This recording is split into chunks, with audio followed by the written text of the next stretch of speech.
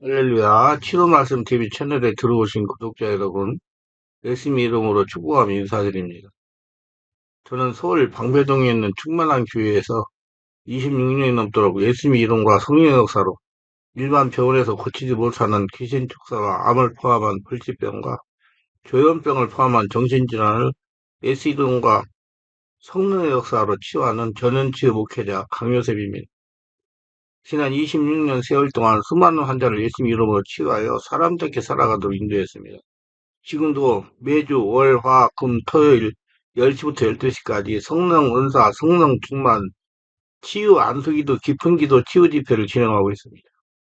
주일 예배는 10시 20분에 시작하는데 주일날도 예배 후에 40분 이상씩 기도하면서 담임 목사가 일일이 2회 이상 안수기도를 해드립니다. 이때 성령 세례가 임하고 귀신이 떠나고 마음의 상처가 치유되고 고질병과 불치병이 치유가 됩니다.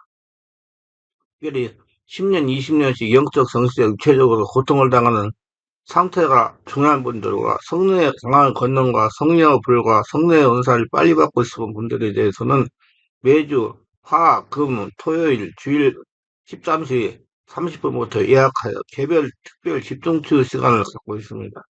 한 번에 2명밖에 할 수 없으므로 필히 일주일 전에 예약을 해야 됩니다. 예약하고 있으면 단기간에 자신의 눈과 몸으로 느끼고 주변 사람들이 알아볼 정도로 획기적이고 강력한 능력과 치유가 체험적으로 실제적으로 나타나 사람답게 살아갈 수가 있습니다. 절대로 의심하지 마시고 꼭 해결받게 말겠다는 믿음을 가지고 예약하고 오시면 여기서도 저기서도 해결하지 못한 영적, 정적, 육적 치유가 귀신이 떠나가고 성령의 권능이 나타납니다. 반드시 일주일 전에 전화 확인하시고 예약해야 됩니다. 이 유튜브 강의는 제가 26년 동안 사역하면서 체험한 100여 가지 저서 중에서 한 권 한 권 정성을 다하여 강의하는 것입니다. 하나님은 깊은 영성을 유지하기 위하여 무식의 상처와 내면의 상한 마음을 취하기로 하십니다. 우리가 세상을 살아가다 보면 원치 않는 불행한 일을 만날 수도 있습니다. 생각하기보다 충격적인 일을 당할 수도 있습니다. 그 가운데 귀신 들리면 불행한 일 중에 불행한 일입니다. 왜 그런가요? 하면 일반적인 사람들은 귀신 들림을 정신자로 보기 때문에 문제를 해결하지 못하고 처리할 귀중한 시간을 헛되이 버리게 되기 때문이다. 모든 일에는 오해가 따르기 마련이지만 특히 귀신 들림에 대한 오해는 치유 시기를 놓칠 위험이 크기 때문에 심각하고 당사자에게는 불행한 일이 되는 것입니다. 귀신 들림과 단순한 정신질환을 구분하지 못하는 정신과 의사로 인해서 더욱더 문제가 심각해지는 것입니다. 기독교 신앙을 가진 정신과 의사마저도 귀신 들림에 대해서 부정적이기 때문에 문제를 해결하는데 큰 걸림돌이 됩니다. 지금 많이 이해되고 있지만 아직도 대부분 의사들은 신적인 일에 강한 거부감을 가지고 있으나 자신들이 학교에서 배운 학문을 절대로 여기는 집단적인 수고와 이기심을 해서 귀신 들림이 인정을 받지 못할 뿐만 아니라 축사를 무속의 한 부분으로 오해합니다. 이래서 많은 수의 성도들이 귀신에게 시달립니다. 귀신 들림이 우리에게 일어나는 데는 몇 가지 과정을 절차가 있습니다. 우리는 이 부분을 정확하게 이해해야 이런 불행한 일을 방지할 수 있습니다. 귀신은 우리 몸에 들어와 우리 정신 세계뿐만 아니라 우리 육체를 점령합니다. 마귀는 주로 정신 마음을 지배하려고 하지만 귀신은 우리 몸을 점령하려고 합니다. 그러다가 떠나간 거리대 광인한테 들렸다가 떠나간 귀신이 돼지떼 몸속에 들어갔습니다. 마귀는 공중에 머무는 영적 존재지만 귀신은 지옥과 사람의 몸을 거처로 삼습니다. 지옥보다 우리 사람의 몸을 가장 좋아합니다. 근데 우리 몸이 들어오기가 쉽지 않습니다. 우리가 바다리 아니면 절대로 들어올 수 없어요. 한번 들어온 귀신은 나가지 않으려고 온갖 속임수를 다 사용하는 까닭에 다시 들어갈 몸을 얻지 못하고 떠돌아 다녀야 할 고통 때문입니다. 귀신은 몸이 아니면 힘을 얻을 수 없기 때문에 무척 피곤하고 괴롭습니다. 그래서 한 번 자기의 밥이 됐다, 자기 집이 됐다 그러면 그 사람은 그 귀신은 그 사람이 떠나지 않으려고 온갖 수단을 다 갖고 있는 겁니다. 그래서 귀신 들리는 사람은 의지결단 하지 않으면 귀신을 추출할 수가 없습니다. 타락한 영적 존재인 마귀와 귀신은 타락한 순간에 하나님부터 받은 특권을 대부분 상실했지만 그것은 우리가 타락하면서 에덴의 특권을 상실하고 쓰고 일해야 하는 고통스러운 삶을 살아야 하는 것 같습니다. 귀신은 힘을 얻기 위해서 우리 몸을 점령하려고 온갖 노력을 다합니다.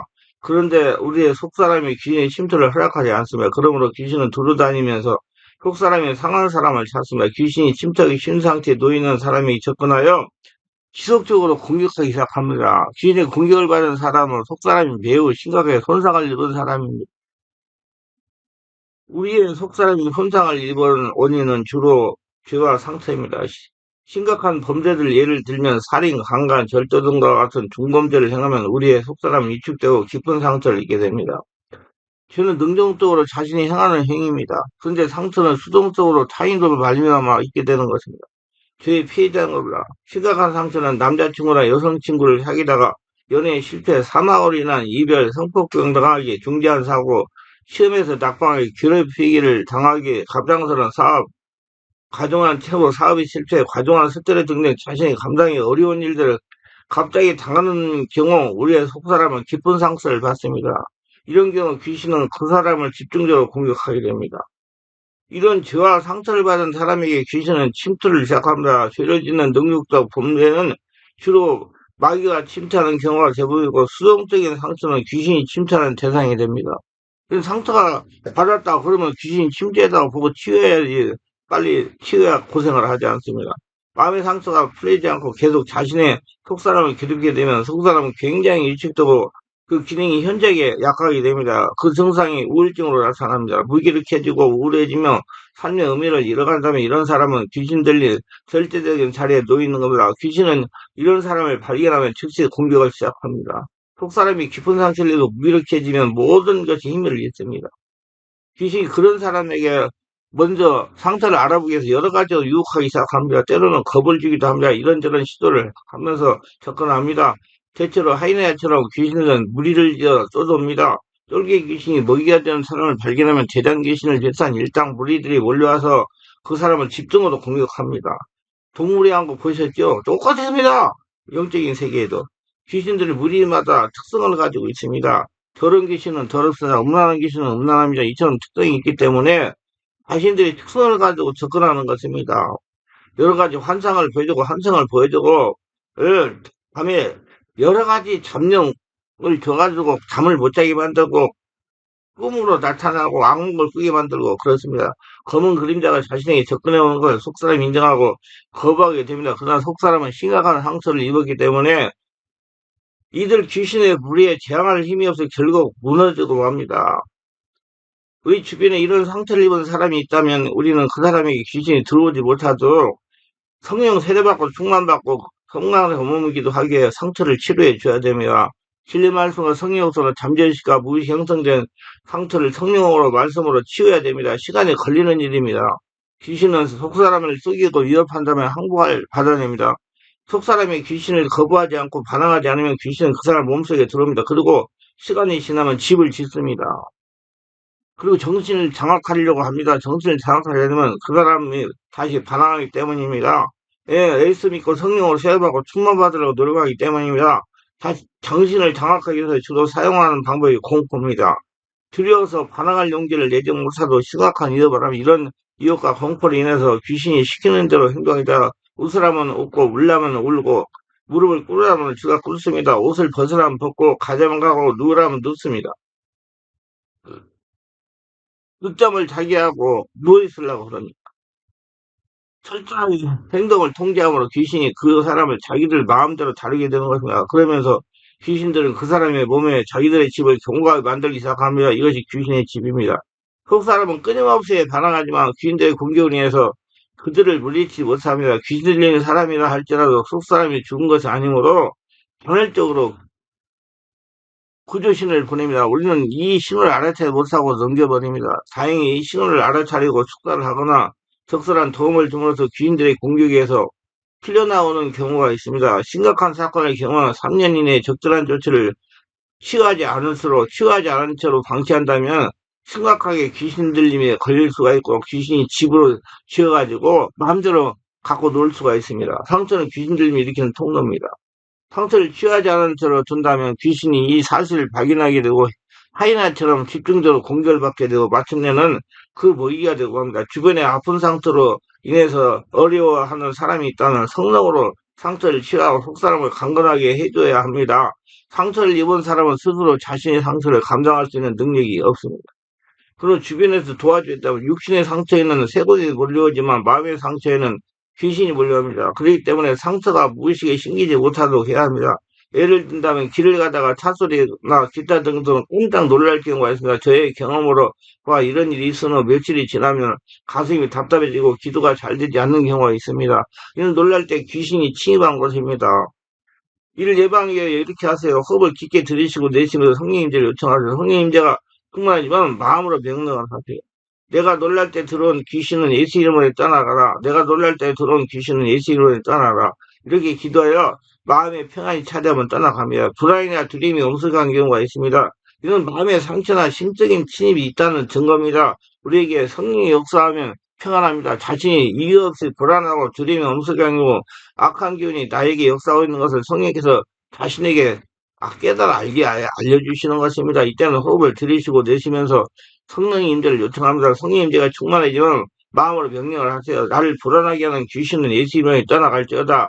나를 불안하게 하는 귀신은 예수 이름으로 떠나갈지어다. 자꾸 호흡을 깊게 내쉬면서 대적기도를 합니다. 선포합니다. 그때 중요한 것은 성령 임재에 부드럽고 가벼운 소리로 명령을 합니다. 악을 쓰면서 떠나라 떠나라 하는 기도는 육성의 감으로 귀신이 떠나가지 않습니다. 성령 임재의 부드러운 영의 소리로 가볍게 명령하면 다 떠나갑니다. 귀신 들리면 우리들의 죄와 상처를 발판으로 해서 귀신이 불법적으로 우리에게 침투해 오는 것입니다. 그 초기에는 단 한 번의 귀신 축사로 완수가 되지만 시간이 많이 흐르면 귀신 재생이 생기고 우리 영이 심하게 위축되어 치유가 쉽지 않게 됩니다. 이를 방지하여 성령께서 온몸으로 기도를 오래 해야 됩니다. 혼자 기도로서는 치유가 어렵고 멘토의 도움을 받는 것이 좋습니다.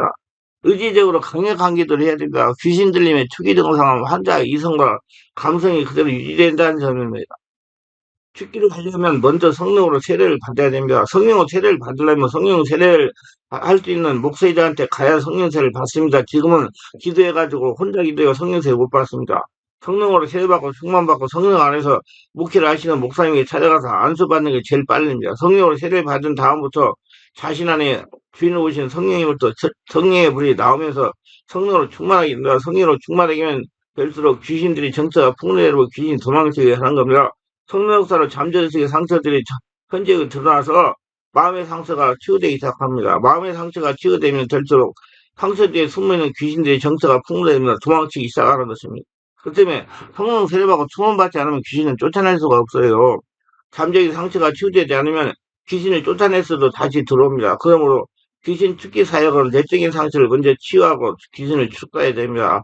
귀신의 축사보다 자기 내면 상처를 치유하고 성도는 자신이 성전이 되어 하나님의 나라가 되어 하늘나라가 견고하게 지어지는 일에 집중해야 됩니다.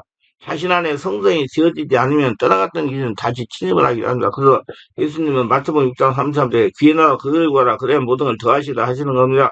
휴기를 한 다음에도 예배드리고 성령으로 기도한 등 성령님이 자신을 장악하는 생활을 지속해야 됩니다. 그래서 여러분 자신의 귀신이 와서 역사하고 있다면 상처 때문에 왔으니까 성령 세례받고 종을받아 상처를 먼저 치유하고 은혜가 충만하고 성령 안에서 온몸 기도를 많이 해가지고 하늘나라가 되려고 노력을 해야 됩니다. 그 성령 세례를 아무나 기도 많이 한다고 산기도 한다고 하는 게 아니고 성령 세례 받은 사람한테 가서 안수받고 기도할 때 제일 빠르게 받을 수 있으니까 성령 세례 받은 사람한테 가서 안수받고 기도해 성령 세례 받아서 내면의 상처 성령이 치유하게 해가지고 하찮은 귀신들을 다 몰아내시기를 예수 이름으로 축원합니다.